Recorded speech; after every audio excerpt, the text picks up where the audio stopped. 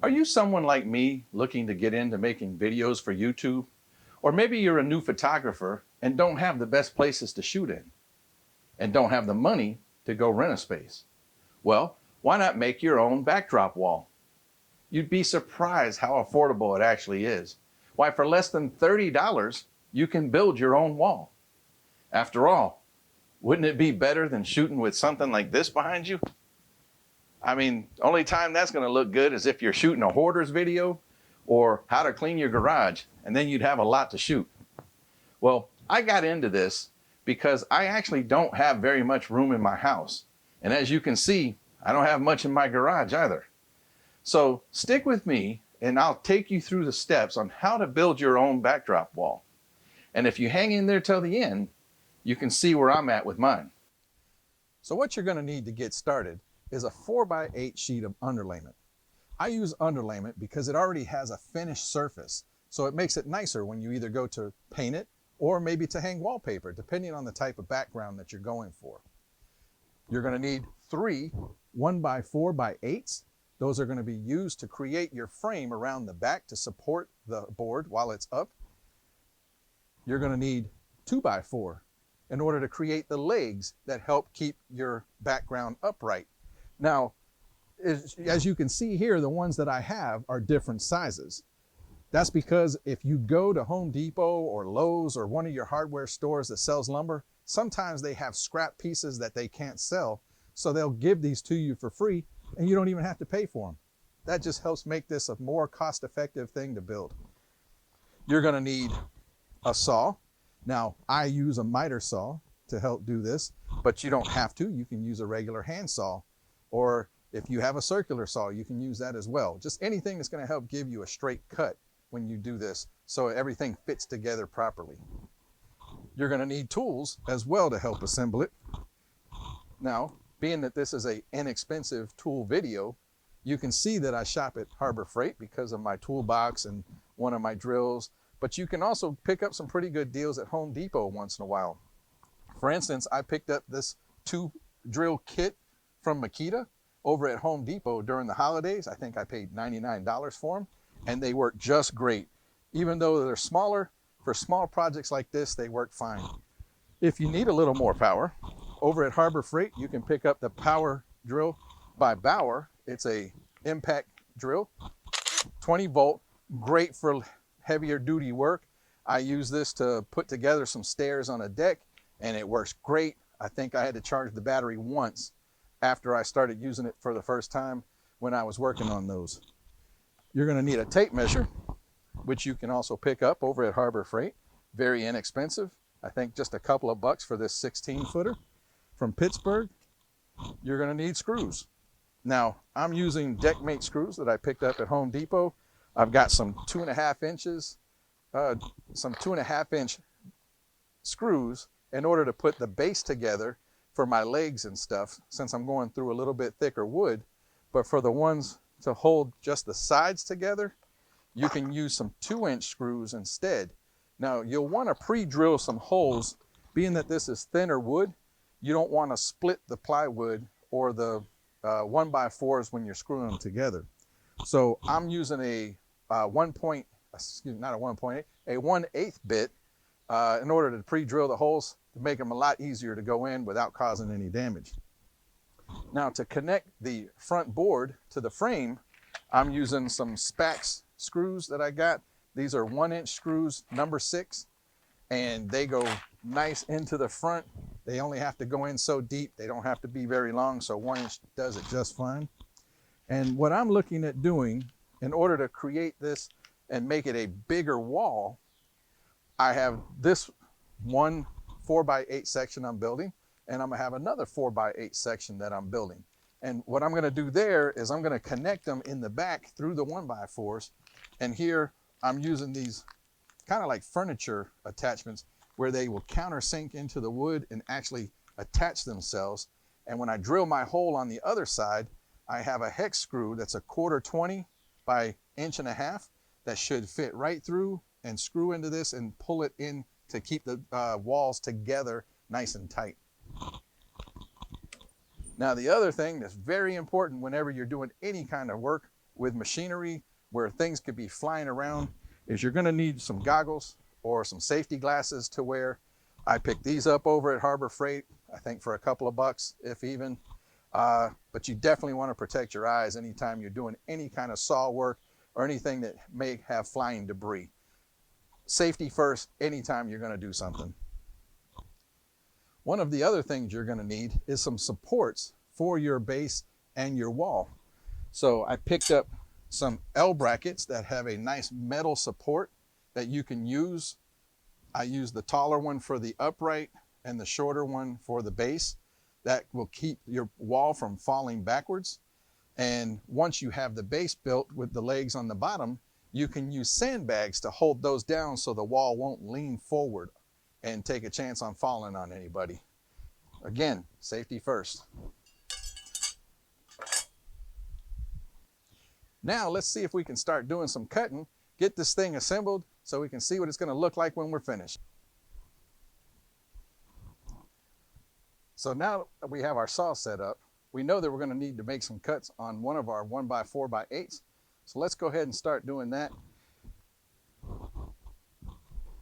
When you measure them out, once you have your 1x4 on each side, because of the thickness of the wood, you're going to want to make your cut, you would think 46.5 inches to equal 48 with the size of the other pieces of wood.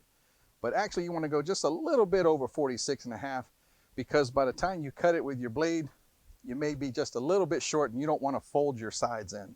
So we'll make it a little bit longer, and if need be, we can trim it down just a little bit to play it safe.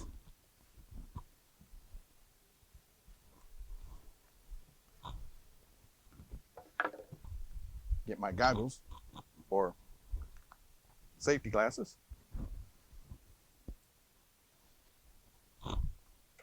And of course, a pencil to mark it.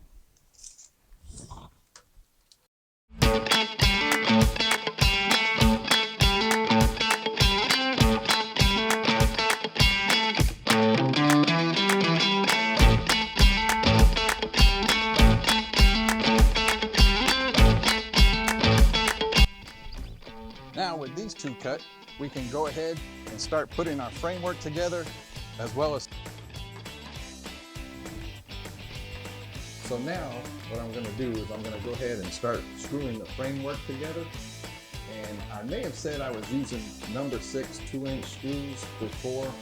I'm actually using number 6 1.25-inch screws. I'm just using simple drywall screws. They work fine.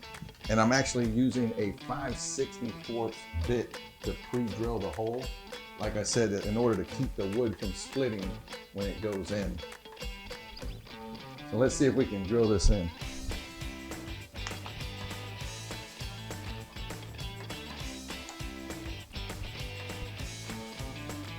We want to make sure that we keep everything flush and smooth.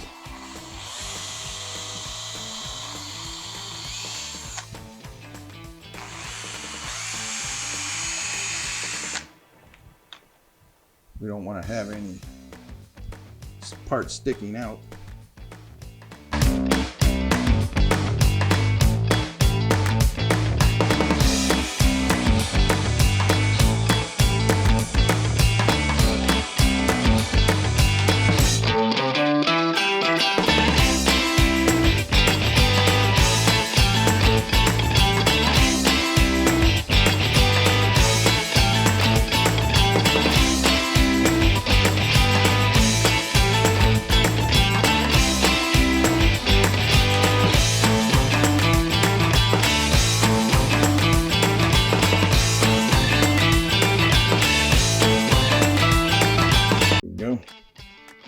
And that would be the second one.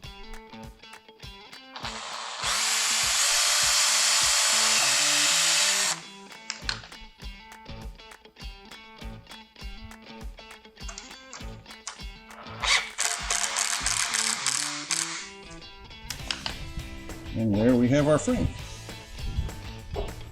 Now this wood seems to be slightly off on this side. So what I'm going to do is flip it over.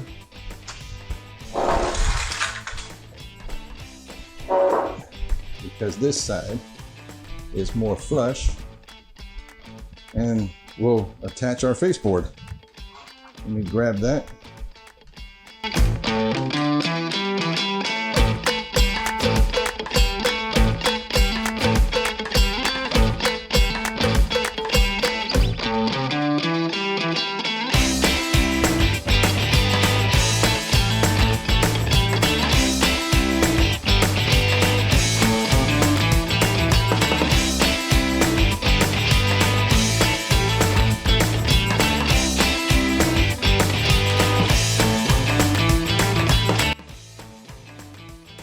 So now we'll go ahead and we'll make the feet that are gonna hold our background up.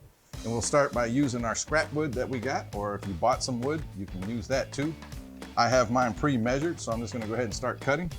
We have the supports that are gonna attach to the background itself for the upright part of the support. Those are gonna be cut at about 14 inches. And then of course, we have the legs that are gonna be running across the floor. Those are going to be cut at 36 inches. So let me go ahead and do some cutting and see how we can put this together.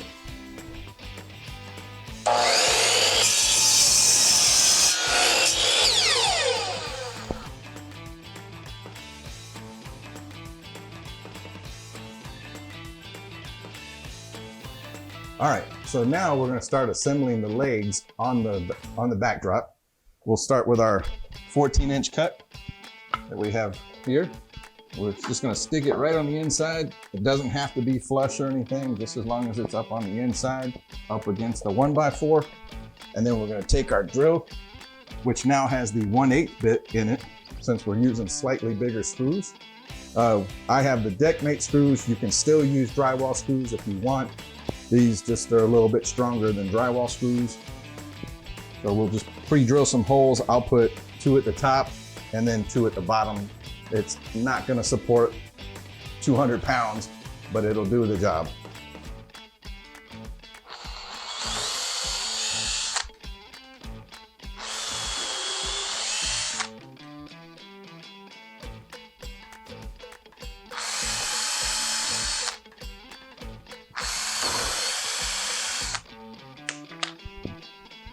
Now, if you got the deckmate screws, they actually come with their own bit, so you don't have to worry about buying one. So let's go ahead and install these. And we're using the 2-inch screws for these on the side. The 2.5s, those are gonna be used when we put our metal brace to support the feet that we're attaching.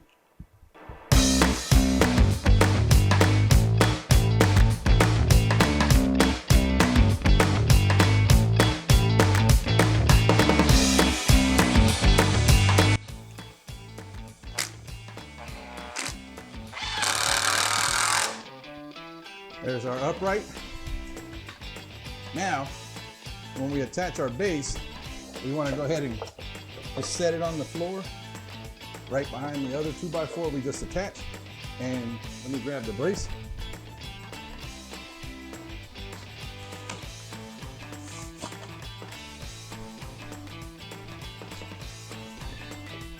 And again, the long side goes on the vertical part, the short side goes on the horizontal part. So we'll just take it, set it down,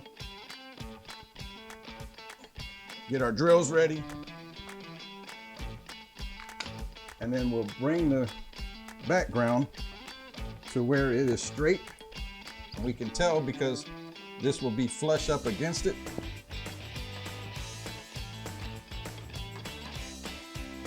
Like that.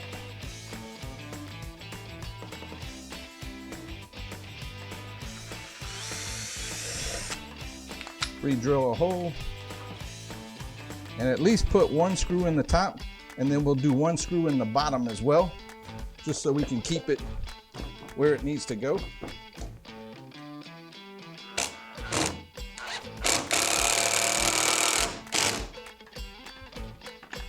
There's that. Now,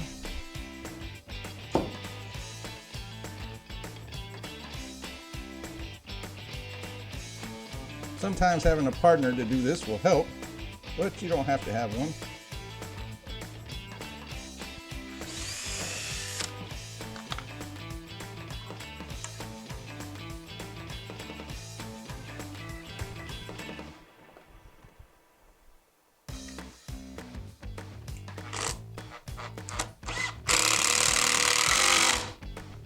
There we go.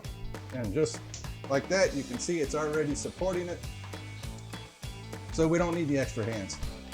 But I'm gonna go ahead and finish the rest of these screws, and you'll do the same thing for the other side if you're gonna put 2 legs on each one. Again, I'm gonna attach 2 walls together, so hopefully we won't have to have the legs on both of them, but I'll find out as we go through.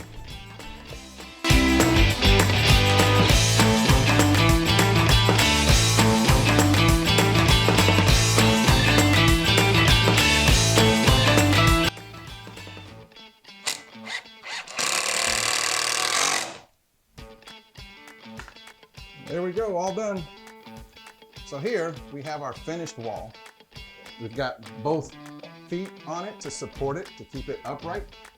But because the wall can tend to fall forward if just a little bit of a breeze comes by, we need to make sure that we weight the back of it.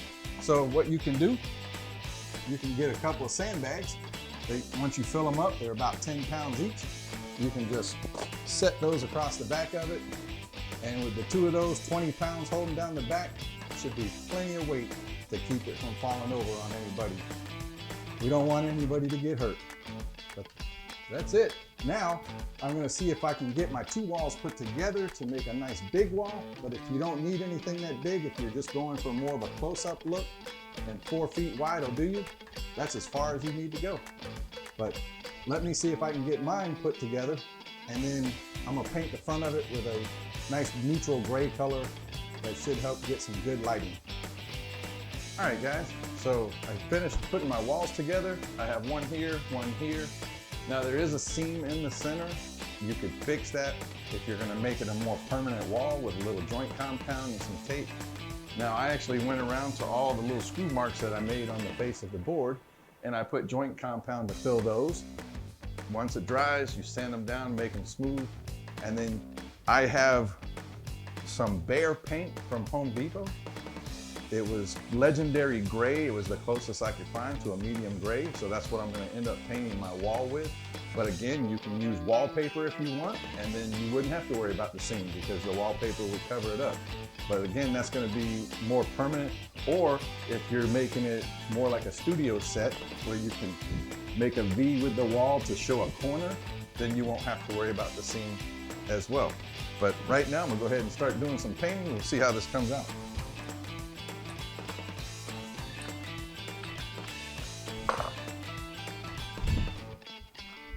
And of course, don't forget the goggles or safety glasses. We don't want to get paint flying in our eye.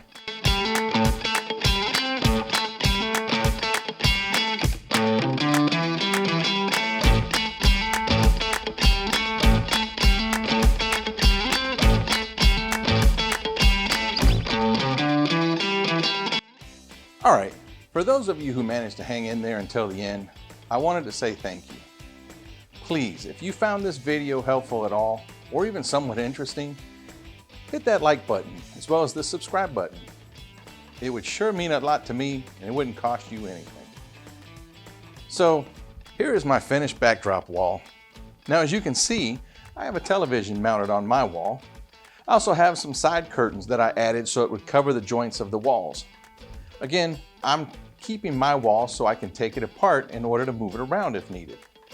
Why, I can also move the walls around to make it look like a corner in a room if I want, since it has 3 sections.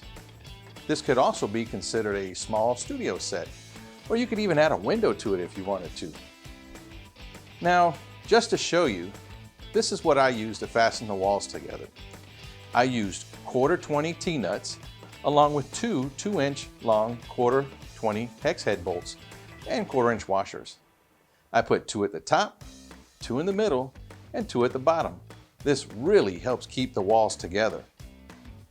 In order to mount the television, I added 2 2x4 supports to the center wall since the luan is pretty thin. Originally, I had 4 10-pound sandbags placed over the legs to keep the wall from leaning forward.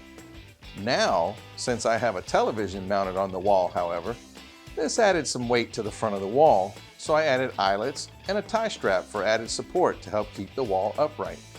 After all, it's better to be safe than sorry. Now let me ask you, have you ever done a similar project yourselves? Or do you see anything I could have done better? If so, please leave a comment. I'm always looking for ways to do things better, and of course, in more cost-efficient ways. After all, money may come from trees, but it doesn't grow on them. Thanks a lot.